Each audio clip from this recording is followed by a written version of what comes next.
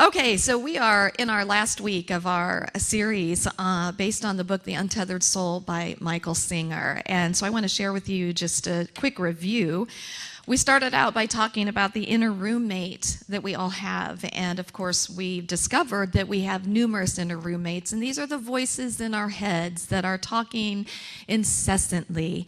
And that we just want to wake up and become aware that these voices are there. And recognizing that these voices are based on our past and our past programming. And until we wake up, these voices are running our lives. And so, to me, this whole thing is about waking up and becoming conscious and becoming a purer expression of God, becoming a pure expression of who we have truly come here to be, and that is the light and the joy and the beauty. And then we talked about the energy of the heart. And, one of the things that I really loved as we talked about that was that in the fetus, that the heart starts beating before the brain is even formed. And that is so amazing to me that that is the case. And then talking about how scientists have been discovering that there is actually a brain in our heart.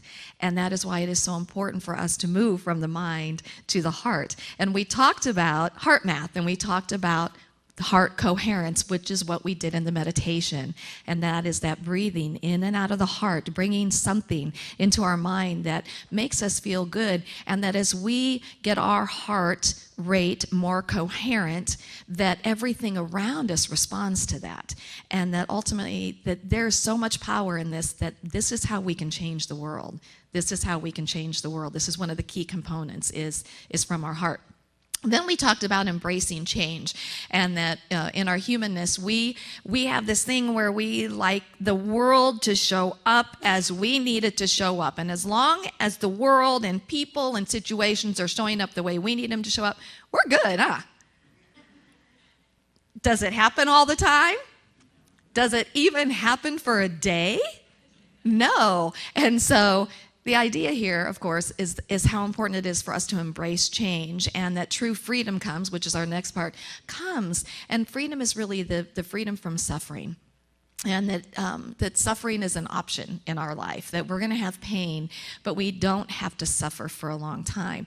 And that freedom comes as we are willing to recognize that we have these structures of knowing, and that we're living life out of these structures of knowing. And when we start to look at what these are and we start to release them, we are able to be much more connected with each other. We're able to move beyond these prejudices and these judgments and all of these things that we've learned and we've never questioned, but we have just been acting out of them. And then we talked about unlimited imagination and being able to use our imagination to move out, again, of these structures of knowing. Last week, we talked about being a Klingon, and that we cling on to our beliefs and we say, this is me. I am what I believe, and this is me, and this is all that I am. And recognizing, and again, the whole thing to me, well, one of the things in this to me, which is the most important thing really, is that we are not this. We're not the body. We're not the mind. That we are spirit. We are expressions of God, and that we are here to be that in the fullest way that we can possibly be. We are here to be expressions of love and of life and of peace and of joy and of oneness and compassion and of upliftment. That is who we are here to be. But we can't truly be that as long as we are not even aware that we have all of these other things going on in our minds and our hearts. And we talked about we cannot wait for something or somebody outside of us to change, that it has to be us, that we have to be the ones to clean our stuff up and to be, again, that most purest expression of love and of God that we can possibly be. Because as we do that, as we show up different from what other people are showing up, different from what the status quo is, as we start showing up as this expression, it literally gives other people permission to do the same. I was watching an interview with Morgan Freeman, and he's doing a new series called The Story of Us. I love Morgan Freeman, and I love his open-mindedness, and so the idea behind The Story of Us is to recognize our sameness. is to recognize that we are all human beings. And he said that a man of color decided he really wanted to understand the mind of a white supremacist. And so he started calling up people that he knew were white supremacists. And he went and he talked to them. And he said he opened their minds. He changed their perception because he said to them, "You don't even know me. How can you say that you don't like me?" And this is the kind of stuff, you guys, this is where we're going to break those barriers down. This is where we're going to, when we are willing to put ourselves in those places that are kind of scary to us, but where we're being real and authentic, this is where we're going to break those barriers down. This is what is changing the world, and that's exciting. That's exciting to me. So I probably will not stay on my talk today because I'm like really excited about life. I'm just excited about life. And so today we're talking about the awakened life. And so we look at James 4:14, and it says, "Yet you do not know what tomorrow will bring. What is your life? For you are a mist that appears for a little time and then vanishes." And of course, we know Jesus said in John 10:10. Now, I love this. This is the Amplified version of the Bible, and I happened to come upon this quote, and I'm like, I think I might like the Amplified version. "The thief comes only in order to steal and kill and destroy." The thief is that mind. The thief is that consciousness that's opposite of what God is. But I came, the Christ energy, the light came, that they may have and enjoy life and have it in abundance to the full till it overflows. In other words, we weren't given life so that we could live life in separation and judgment and negativity and I'm right and you're wrong and we have these, different. We're here to live life in its fullness and to be with each other, to be in communion and community with each other, to be here as human beings to support and to love one another and to be okay that we're different, to embrace the diversity and not use diversity as a reason why we can't be connected, that we can agree to disagree. Isn't that an interesting thought?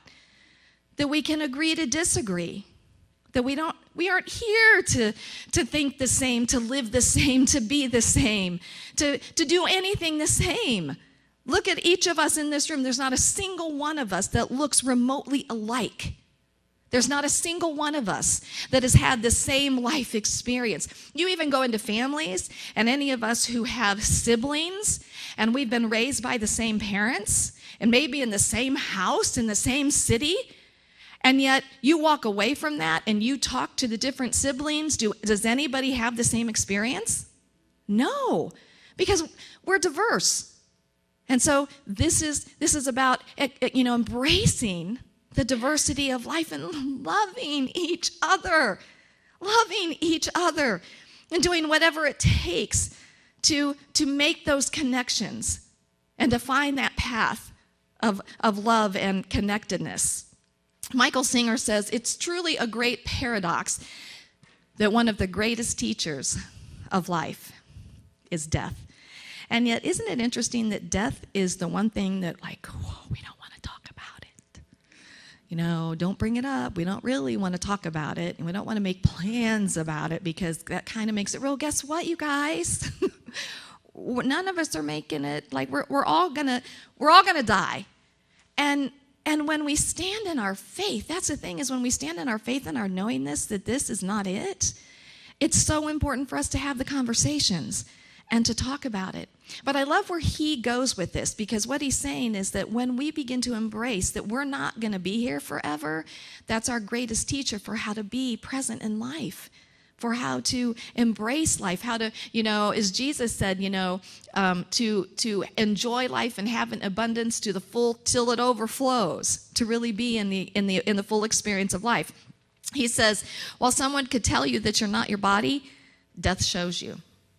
While people can teach men and women, we can talk about that we're all equal, death shows us that there's nothing that isn't the same with us. And while someone could remind you of the insignificance of things that we cling to, death takes everything away from us, doesn't it?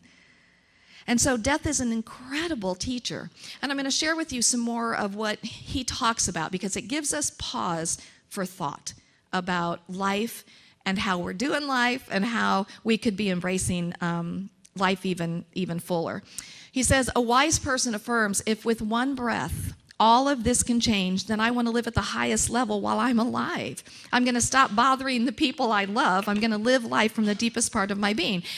So he uses the example. Let's just say that the angel of death comes to you and says, come on, it's time to go. But you say, no, wait a second. No, you're supposed to give me like a week's notice. And the angel of death says to you, but I just gave you 52 weeks, just in this last year alone. And I've given you a lot more weeks than that. Why do you need one more week? And that really gives you pause for thought, doesn't it? Because think about, what would you do if you knew you had 1 week to live? You would do things a little differently, wouldn't you, than you're doing them right now? And what Michael's saying is, live that way. Live that way. So one of the things he talks about is relationships. And, I'm can stand up here and say that in any moment, someone can be taken away from you. In any moment, somebody is not going to wake up, or something's going to happen. And we never know when that's going to be. And yet we take relationships for granted. We don't tell people enough what they mean to us. We think if you knew you had a week to live, how many grudges would you be carrying? How many even if you were moving into having a little argument, you'd be like, oh no, it's not worth it. I want every moment to count. Why don't we do that? Why don't we do that anyway? Why don't we make the people that are in front of us the most important people and embrace every single moment?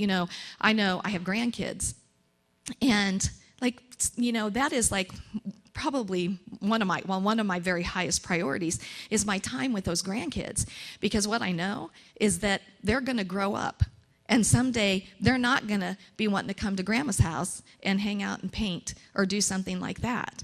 And so just taking the time and letting other things not be so important, because this is what is really important. He also says, let's see, hold on. So he talks about, my goodness, I'm going kind of everywhere. Okay, he said, imagine that a doctor came into your hospital room and said, okay, you have just a couple more days to live. And you would say, let me go outside one more time and let me feel the sun. Let me feel the breeze. Let me breathe in that air. Let me look up at the sky and let me just see the blue sky or the clouds, or let me feel the rain. And how much we let slip by. The point here is how much we let slip by and how we make things not good. So, it's raining out and we're like, oh my gosh, I can't get wet. And it's not that, if I'm going someplace and I need to have my hair look good, I don't want my hair to get wet, but how many times just to feel it, just to allow ourselves to embrace what this life is, what we are in. Again, it's just bringing us back to really being present to life. He said that the beauty of embracing deep truths is that you don't have to change your life. You just change how you live your life. It's not what you are doing. It's how much of you is actually doing it. How much of us is doing it. And doesn't that have a lot to do with, does anybody else multitask? A lot? Yeah. And so how much of us is actually present and is actually doing life? So what I did is I went to something Richard Rohr has a lecture called Dying, We Need It for Life, and a young man named TJ, I assume he's a young man, but age is relevant, TJ Daw gives us 10 things that people who have had near-death experiences, 10 things that they have really taken in about the importance of life. And so I'm going to share those with you. So number one is an amazing ability to live in the present moment. And isn't that really what life is about anyway, you guys? How much time do we spend in the past And that's usually where the anger and the resentment and the unforgiveness, that kind of stuff comes from. How much time do we spend in the future worrying, fretting? And our point of power is right here in the present moment. And we miss so much in the present moment. I like to call when we're worrying about something in the present pre-paining, that we're bringing pain probably isn't even going to happen, but we're bringing that to the present moment, and we're taking away from the quality of life in the present moment. And people who have had a near-death experience, they really get that. They really understand that this present moment, this is what it's about, just being here right now. So like right now that we're all here in this room with each other, just take a look around. These are your fellow sojourners. We're here with each other in this present moment. And how beautiful that is, that we're just here right now. They also have an abiding sense of deep confidence. And I'm going to read this to you because I like how this is written. The untransformed or the unawakened self is inherently insecure and destabilized. The true self finds a long and lasting confidence, a sense that things are all right without this being based on your external circumstances at all. You don't know where the feeling comes from, but it's just there. And that's a beautiful thing, isn't it? Just that knowing that no matter what is occurring, no matter what is occurring in our country, no matter what is occurring in the world, there's this deep sense of knowing, it's all right. And I know it's going to be all right. Isn't that a beautiful thing? And how much more would we love to live there today? And we can. And we can. Number 3, an immense decreased interest in material possessions. And I really love this just in the sense that so much in our culture, our culture is so material based. Everything that we see is about consumerism, getting more. And then, of course, we have these you have to have the big house, and you have to have the cars, and you have to have the clothes. And, I look at even, kids today, and you have to have the next best phone, and you have to have the tennis shoes. And the thing is it's fine to have these things as long as it's not defining you. There's a huge difference in something coming out from inside of you that says, wow. In fact, one of our ladies here who's 84 yesterday was telling us that she, a number of years ago, not that long ago, but bought a new red sports car. And she said that when she drove it up, one of her friends said, "Don't you think you're a little old for that?" And she said, "No." And she said, "The red sports car came from inside of me." And I love that. That's a very different thing, it's a whole different way of being, in material things. Number 4, spirituality becomes central and important because they know that there is something beyond. And we know that. We know that. We don't always live like we know that, but we know that. And how important that spiritual journey is, taking that time just to be in the stillness and in the quiet and experiencing the presence of God. Number 5, a much higher natural compassion.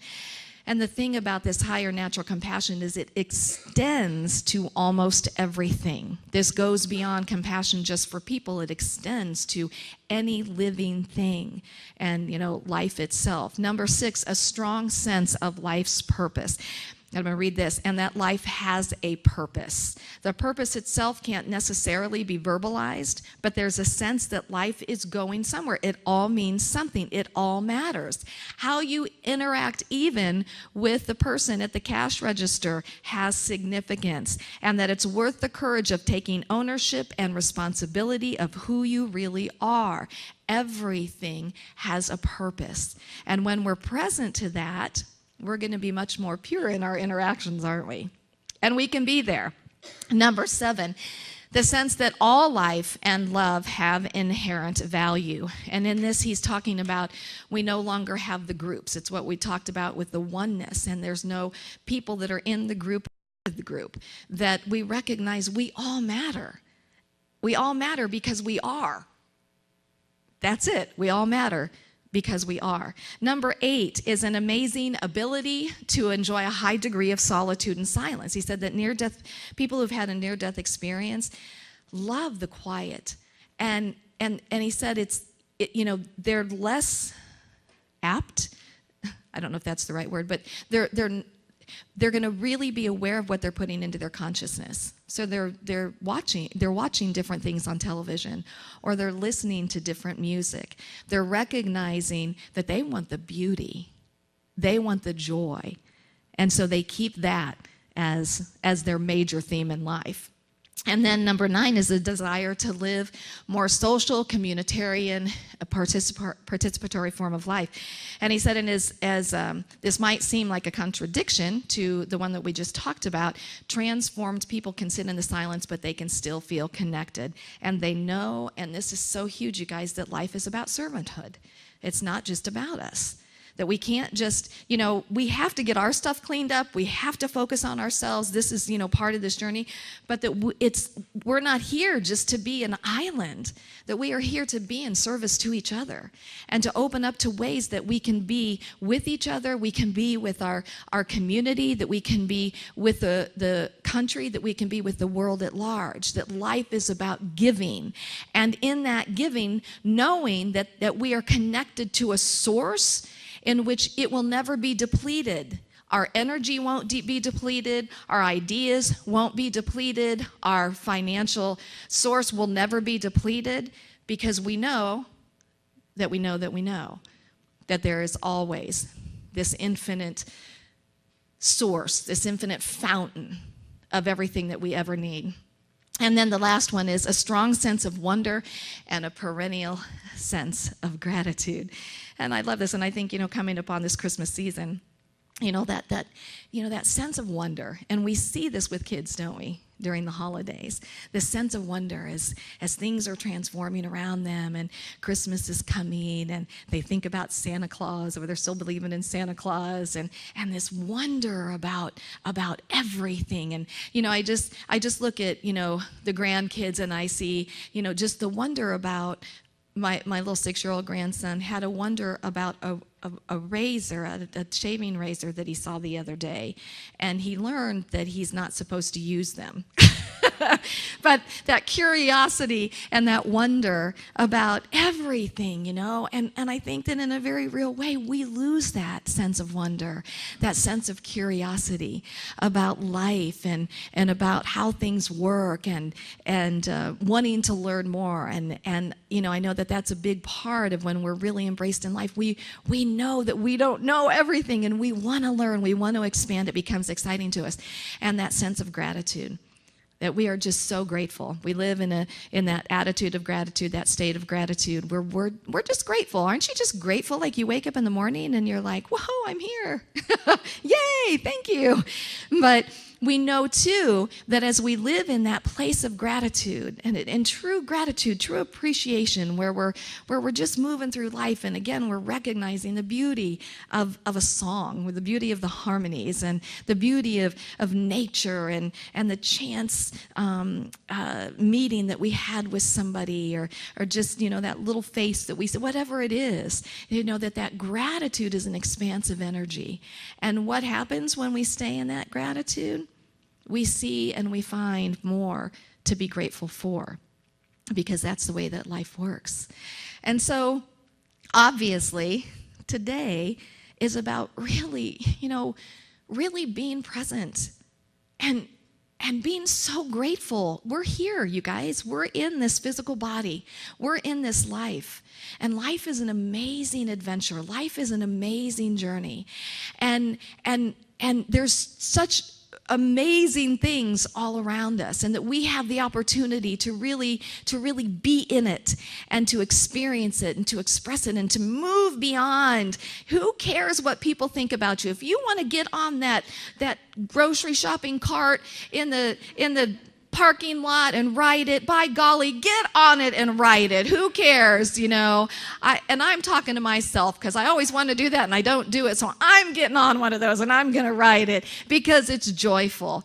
But letting yourself be who you are, and letting that light shine so brightly that everyone around you will see that greater truth, and they'll be asking you questions, and they'll be saying, I want what you have. And you'll get to share that. with them. So your homework, you guys, is just to go enjoy life, go have fun, be in the beauty, and life is good, isn't it? My life is good, and it just keeps getting better, and it does.